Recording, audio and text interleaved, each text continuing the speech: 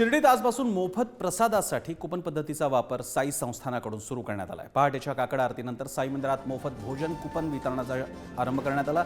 साई मंदिरात दर्शनासाठी आलेल्या साई भक्तांसाठी गुरुस्थान जवळील उदी प्रसाद वाटप काउंटरवर मोफत प्रसाद भोजन आणि नाश्ता पाकिटासाठी कुपन्स वितरित केली जात आहेत। साईबाबा संस्थानचे मुख्य कार्यकारी अधिकारी श्री गोरक्ष गाडीलकर यांच्या हस्ते कुपन वितरणाचा शुभारंभ करण्यात आला। याचा आढावा घेतलाय प्रशांत शर्मा यांनी। संस्थांच्या प्रसादालयात मोफत भोजन दिलं जात असताना त्या ठिकाणी मोठ्या प्रमाणात गुन्हेगार हे मोफतचं भोजन घेतात, त्यामुळे हे भोजन बंद करण्याची मागणी सुजय विखेंनी केली होती। मात्र मोफत भोजन योजना जी आहे ती सध्या तरी बंद करण्यात येत नसल्याने आता साई संस्थाने त्यावर नवा पर्याय शोधला आहे।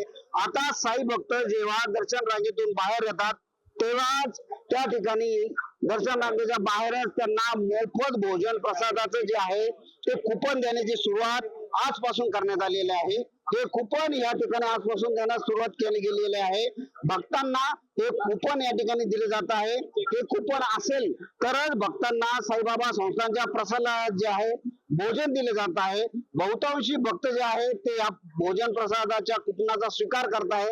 अनेक भक्त याला नाकारही देत आहे। जर त्यांना भोजनाला जायचं नाही तर का भोजन कुपन घ्यावं असंही काही भक्तांची धारणा आहे।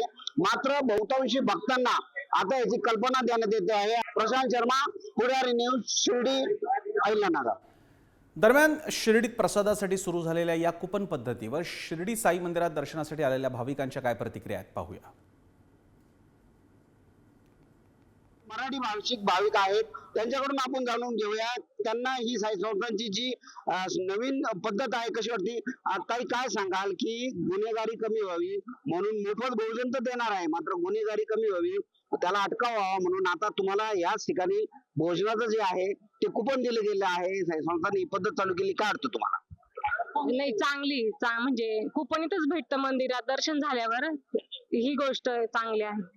एवढे पण काय वाटतं तुम्हाला की कुपन इथं दिल्यानंतर तुम्हाला काय समाधान मिळतं? आता खरंच कुपन घेतलं, तुम्ही खरंच जेवायला जाणार आहात का? जाऊ नाही का, आता पहिल्यांदीच आहे, छान वाटतंय कुपन भेटलं म्हणून।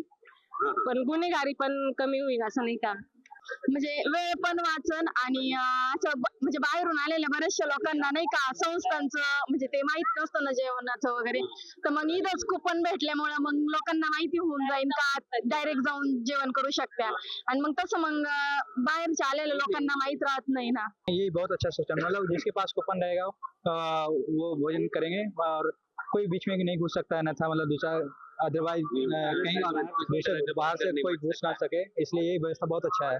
ये बहुत अच्छा सिस्टम है, मतलब कि जैसे कोई भी आ सकता है, ऐसे अदरवाइज कोई बाहर से घुस नहीं सकता है। और यहाँ से कूपन मंदिर से दर्शन करके यहाँ से कूपन लेके जाके ही वो खाना खाएगा। और सबसे अच्छा व्यवस्था है कि सीनियर सिटीजन लोग के लिए यहाँ पे जो हैंडीकैप लोग जो व्हील चेयर है, और बहुत अच्छा व्यवस्था है यहाँ पे सबके लिए, मतलब सीनियर सिटीजन आधार कार्ड लेकर यहाँ पे सीनियर सिटीजन लोग जा सकते हैं। मात्र बहुतांशी साई भक्त आहे त्यांनी या नव्या पद्धतीचं स्वागतच केलेलं आहे। प्रशांत शर्मा, पुढारी न्यूज, शिर्डी, अहिल्यानगर।